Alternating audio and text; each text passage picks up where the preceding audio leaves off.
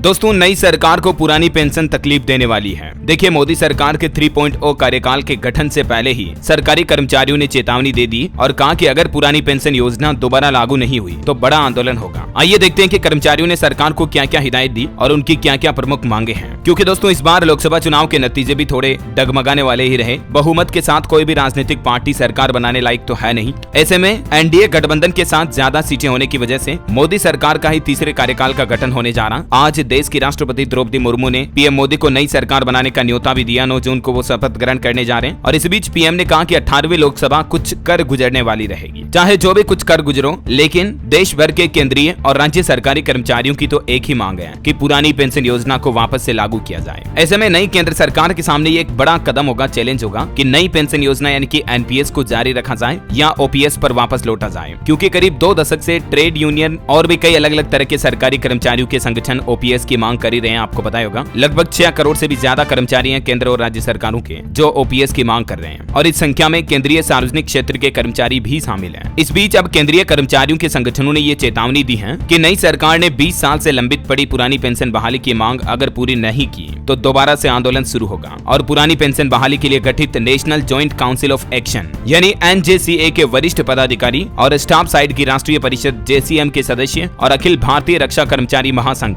AIDEF के महासचिव श्री कुमार ने कहा कि सरकारी कर्मचारी भी इस देश के नागरिक और मतदाता हैं। अपनी जायज मांगे मनवाने के लिए उनके पास विरोध प्रकट करने के कई और तरीके हैं। आंदोलन के अलावा सरकारी कर्मचारियों के पास लोकतंत्र में वोट भी एक शक्तिशाली हथियार है। इस चुनाव में कर्मचारियों ने अपने वोट के जरिए असंतोष भी जाहिर किया है, जिसका असर हमें वाकई में चुनावी नतीजों में भी देखने को मिला। और अब केंद्र की नई सरकार पहले की भांति ओपीएस न देने पर अड़ी रही तो फिर कर्मचारी संगठन और नाराज हो जाएंगे। उनके आंदोलन का सामना तो करना पड़ेगा ही सरकार को, साथ में आगे आने वाले इलेक्शन और चुनाव में भी गंभीर असर देखने को मिलेगा। क्योंकि पिछले काफी समय से आप देख पा रहे दोस्तों, सरकारी कर्मचारी जो एनपीएस का विरोध कर रहे हैं, इसका निर्णय लोकसभा के चुनाव परिणामों में भी हमें देखने को मिला और चुनाव परिणाम काफी प्रभावित हुए हैं। देश भर में 6 करोड़ से ज्यादा कर्मचारी हैं, तो आखिर इतने वोटर्स अपनी नाराजगी दिखाएंगे तो जाहिर सी बात है इलेक्शन रिजल्ट के नतीजों पर तो असर पड़ेगा ही पड़ेगा। सरकारी कर्मचारियों के 20 सालों के आंदोलन के बावजूद सरकार पुरानी पेंशन योजना को बहाल नहीं करने पर आमदा है और सरकार का ये डिसीजन, ये निर्णय हो सकता है एक बार फिर से सरकार को महंगा पड़े। क्योंकि सरकार ने अपने शासन के दूसरे कार्यकाल में भी विशेषकर किसानों, मजदूरों समेत सरकारी कर्मचारियों और बेरोजगार युवाओं की अनदेखी की है। जहां एक तरफ युवा अग्निवीर योजना के चलते नाराज थे, इस बीच देश भर में बेरोजगारी भी एक अहम वजह बनी नई सरकार को कम वोट मिलने के पीछे।